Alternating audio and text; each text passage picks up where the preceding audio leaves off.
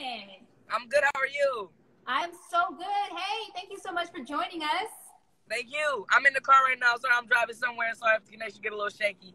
But we Okay, in is this gonna be okay? Are you gonna be able to focus? Yes. Okay. Awesome. Well, again, thank you so much for joining us, Isaac. We super appreciate you being with us this evening. I just want to jump right into it with you. Is that okay? Absolutely. All right. So, Isaac, tell us, how did it feel when you finally got your big break in the industry? What was that moment like for you? And what would you say that moment was? I would definitely say that moment was the day I found out I had booked Raven's home. It was super fantastic. I remember this day like it was yesterday. Basically, we would hang out in this park, and it was a sand park, and it was so awesome. And I would always go shoeless because no one likes to get their shoes in the sand. Nobody. So I would take my shoes off, and I would run around and play. And then my mom called me to the car. She's like, Isaac, come here. And so, you know what I'm saying? I still don't got no shoes on. My feet hurt, you know what I'm saying? I'm walking to the car. I'm stepping on concrete. And then she's like, Isaac, you booked Raven's home. Just give me the call. I just don't tell nobody. Don't do nothing. Wait for everybody to find out. And it was so funny because I knew in my, like, after I had auditioned for it, I when you book something, you sort of get that feeling. And I just, I think I had that feeling all the way up there, and I just believed it, and it happened. That is fantastic. Thank you so much for sharing that with us, Isaac. That is awesome. That must have been a phenomenal feeling for you. So, yeah, it was great. That's awesome. That's awesome. Isaac, you are one of the bright, talented, brilliant stars of the That's So Raven reboot, Raven's Home, and you play Booker Baxter. So how does it feel to be a part of something that is so iconic, honestly, and it's something that so many people can relate to? What's it feel to be a part of something so iconic? Well, in a way, it's a lot of pressure. Because, first off, whenever you're on a show with Raven, you know what I'm saying, you have to step your A game up. But, you know what I'm saying, Raven, like, not only does she elevate, but it's also, we have a sort of, I want to say, responsibility to the fans to deliver. And so there's a way we have to perform, and there's a way we have to, you know what I'm saying, give our all to everything we do on set. And so what does it feel to be a part of it? Excuse me. Sorry, Mom. You okay? It feels fantastic to be a part of something like that. And being on set every day with everyone, all my friends, all my castmates, is a dream come true every day we go. Brilliant, brilliant. And I love what you said about being on a show with Raven, having to step your game up. She is definitely a legend, a comedic legend. We love her. Yes. She's fantastic. Absolutely. So what has been the most memorable episode of Raven's Home so far? The most memorable episode? I want to say the crossover. I feel like everyone was talking about it. I think it was one of our high-rated episodes. And not only that, but it was, I think, one of the first crossovers of, like, the 2020 sort of era. Like this decade, there hasn't been a Disney crossover, I don't think. And so I'm so happy we got to deliver that to the new generation of kids who didn't get a chance to watch the old crossovers. So there's always something new for everybody. Yeah, my generation could definitely appreciate that. They used to kill it with the crossover game when Disney Channel was on when I watched it. So, yeah, I love that moment. Very, very awesome. Very cool. Can you share with us if production has started for the upcoming season? Yes. Yes, production has started for the but we're taking a lot of precautions. Today was our first day back officially. Today was our very first day back. We had our first table read today, and it was so weird because all in our classroom, everything that we know has changed.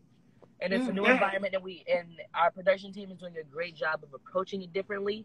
And I advise everyone out there to approach it differently as well, because you can't do the things you used to do before. You got to approach everything differently. So we went to set today.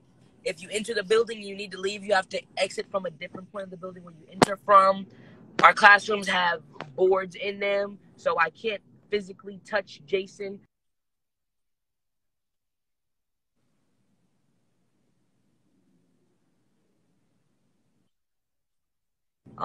No more live audiences, not a lot of background anymore. Our crew has been cut in half. Our executive producers and a lot of our writing team they don't come in anymore. They do everything over Zoom. Masks are always mandatory outside or inside. If you're on the lot, your mask is mandatory, even if you're outside, because COVID is a airborne disease. Just a lot of different changes. A lot of different changes. It's hard and it's weird, but we're doing it, and it's gonna. I have faith that it's slowly gonna become normal to us, and we just accept the changes. You know what I'm saying? We'll just get used to having our masks on or walking or exiting through a certain point. So everything is learned behavior. So we just gotta get used to it. That sounds really intense, to be honest with you. There's a lot of changes, but ultimately it's all for the safety and protection of the cast, of the crew, and I'm sure that you all are handling it in stride. And congratulations to you and the cast for a new season. It's probably such a blessing to be back in production, even though things have changed. It's still a blessing to be filming. So congrats to you and your crew. Thank you so much. You're so welcome. So tell me, is your character Booker anything like yourself? Yeah, and the fact that he's dashingly handsome. No, I'm joking. Oh, no, no, Booker's like me. I think we share a sort of, I don't want to say narcissism, but a lot of self-love. Mm-hmm. I think we love each other, love ourselves around the same amount, and it's super fun playing. I don't think there's ever a better feeling than playing a character that's like yourself. So whenever I get to play Booker, I always bring a bit of myself into it, and it's always a blast. I love that. That is awesome. And you are absolutely handsome. Absolutely. Thank you. So the chemistry between you and the rest of the cast of Raven's Home is very, very organic. I love it. We love to see it. I'm sorry. And we've also seen you do some work with Raven outside of Raven's Home. So how monumental would you say your success has been, or has been inspired by Raven? How monumental. I remember when I was first getting started with music, Raven actually introduced me to my first ever vocal coach and producers. This is an incredibly, extremely talented man named K Young, and he's fantastic. And I still work with K to this day, but he was fantastic. And I remember Raven was like, "I'm gonna take you to him, and Issac, he's gonna teach you, like he's gonna get you together." And I was like, "Okay, cool." And brought me to K Young, and I released my first ever records with K. I did Best Friends with K. I did Going In. I did Vibes all with K. And those are fantastic records, and I love those songs. So shout out to Raven. But as far as inspired by, a lot of my comedic prowess definitely comes from her. Mm-hmm. She taught me a lot about stage presence and stuff, and spacing and stuff. So a lot of performance stuff also incredibly influenced by her. So kudos to Raven. Awesome. Thank you. We love Raven. Like I said before, she's a legend. And I think it's awesome that you get to experience working with her and being so close to her and growing an organic relationship with her. That's so awesome. It's fantastic. So, in true That's So Raven nature, Raven's Home, it does tackle a lot of real life issues. Okay. The vape episode on Raven's Home came at a time where it was considered epidemic. A lot of people were doing the whole vape thing. It was very, very popular at a point. So that was one of them. And then there were several tons of issues that you all tackled throughout the course of the last few seasons.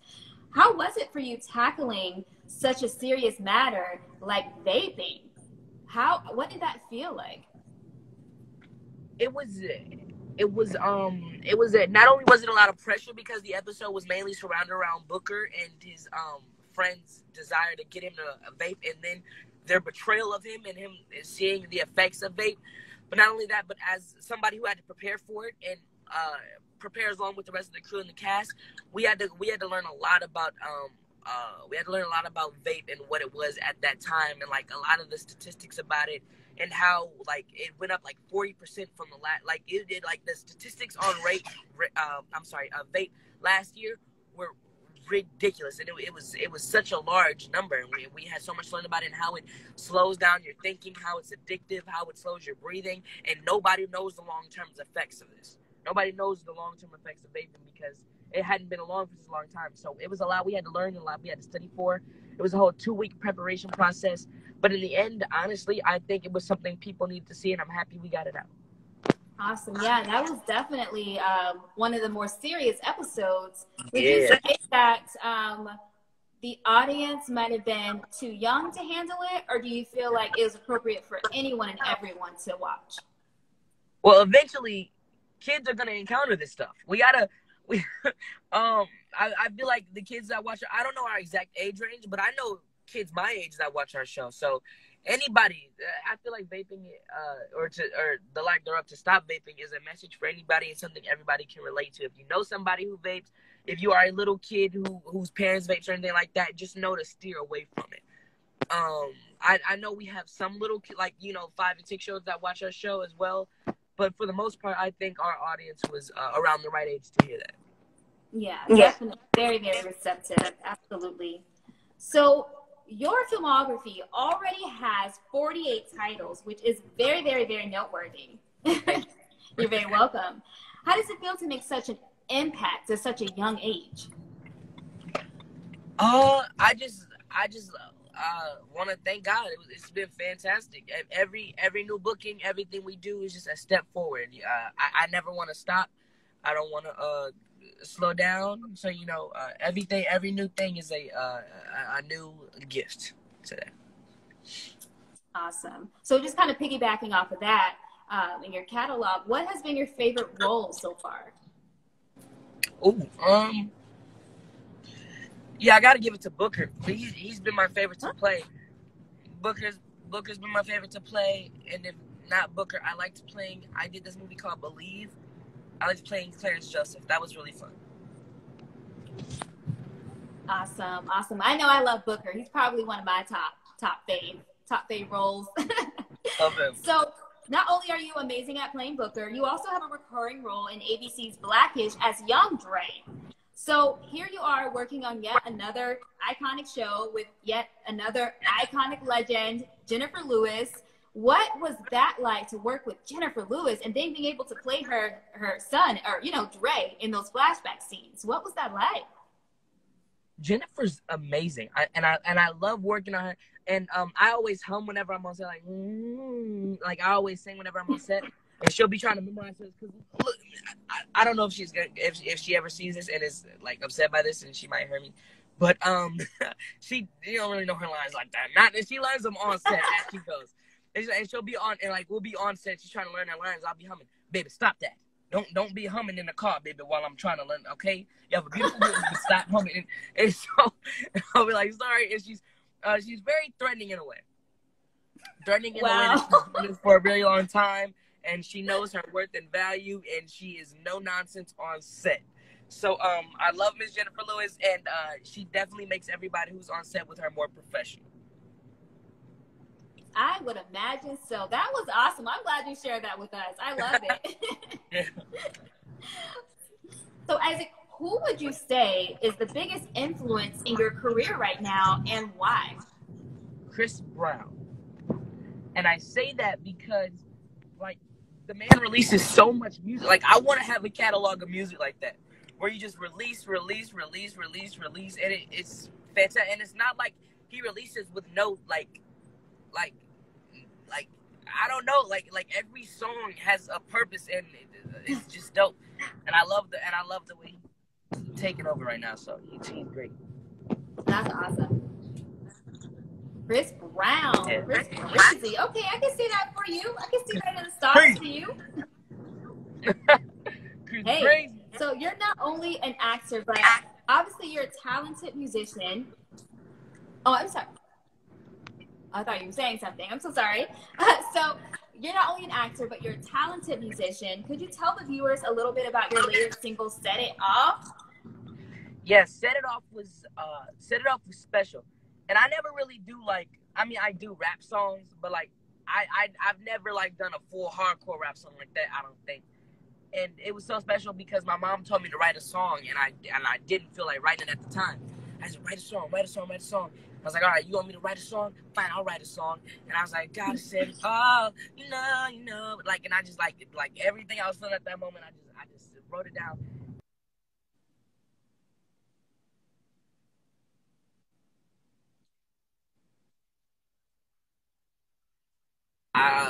Lyricist type rap. I was just writing it with the intention to just write and get what was off. And that's why that song is so special. But there's definitely more music on the way. So, yeah. I think we're releasing something next week, right? Got to start promoting it. Awesome. Okay, set it off. You better set it off. Do you have any artists that motivate you? I think you mentioned Chris Brown. I would imagine that he would be one of them. But are there any other artists that motivate you? Chris Breezy, Usher. I love Usher. Usher's definitely top 3. Bruno Mars. I can't wait to hear what's next from him. Who else motivates me? I love Kehlani. Who else motivates me? Megan Thee Stallion.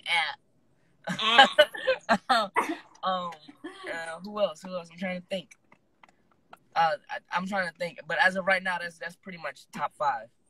Okay, top 5 is great. You have great taste. I think. All right. So this has been so fun. Thank you so much for answering all of our questions and being so transparent with us. It always makes it so easy. You've been awesome. But before we let you go, all right, we have a fun little game we just love to play with you. And maybe just one more bonus question afterwards. But we have a fun trivia that we like to play. I'm sure that you had to do your research in preparing for Raven's Home. So I know you've seen some episodes of That's So Raven. Yes. Obviously. Okay. So I've got some trivia for you. I'm going to test your knowledge on how much you remember, okay? Oh, man. All right. All right. And the comment section, help your boy out. So, Isaac, lean on your folks in the comments to help you out if you're struggling. All right, cool. Okay. I'm relying on y'all. Here we go. All right. So question number 1 is multiple choice. In what city did the Baxters live? San Francisco. Ding, ding, ding, ding, ding. That was fast. Yeah, you're absolutely right. All right. Question 2. In the famous Liz Anya episode, which Raven's home revisited? What historic song did Raven sing? Was it, looks like you know the answer already. I'm thinking. I thought you were going to ask about Chelsea's line, do you carry a lunchbox? But, okay, not that one. All right, what song? I'm trying to think. Can you say the options? Yeah, I was going to say, so multiple choice here. Crazy in Love, Twinkle Twinkle, When the Saints Go Marching In, or When the Saints Go Marching In. You got it. Okay, I'm impressed. I forgot about it, but then I remember. Okay. You're good. Okay, so next question. Which one of your Blackish co-stars also appeared on That's So Raven?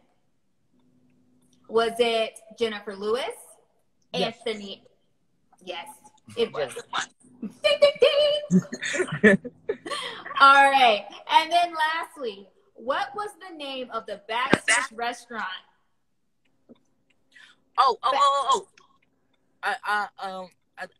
Remind me of the old days at the Chill Grill. You got it. It is a Chill Grill. Okay, cool. Yeah. All right. So I'm not bugging. Okay. I gotta tell you, I'm really impressed. Yeah, I had to really think and remember those. No, I was thinking because I only watched a few episodes. Like I watched like the Disney Channel shows of my time, like Austin Alley and like Kicking It and Lab Rats. Like I could tell you anything from there. And like the other shows, like I slightly remember. They're a little before my time, but I remember. That was what's up. Like you definitely holding it down. I'll give you that much. Love it. Awesome. So I got one more bonus question for you. Is that okay? Yes, ma'am. Awesome. Thank you. And this is probably one of my favorite questions. Tell me, giving each other our flowers is a trend that we are seeing going on social media right now, where we're pretty much just honoring each other, saying thank you, being grateful, being gracious to each other while we're still here on earth, giving each other our flowers now. So if you could give anyone their flowers, famous or not, who would that person be? I know I've been saying this name a lot right now, but I would give, I want to say a few people, because first off, I think Chris Brown is a little underrated. So I would definitely give Chris CB his flowers while he's here. And who else? Who else would I give their flowers?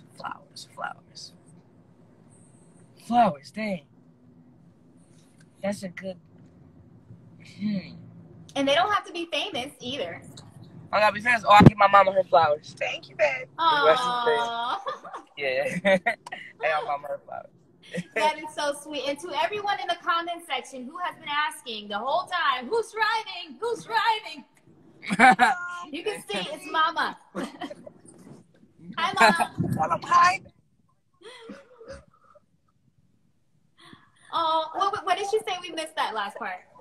Yeah, we work on the go. Sorry if the connection was actually driving. Oh, no worries. Where can people follow you on social media, Isaac? At Issac Ryan Brown on Instagram, Snapchat, Twitter, Facebook, everywhere. Issac Ryan Brown everywhere.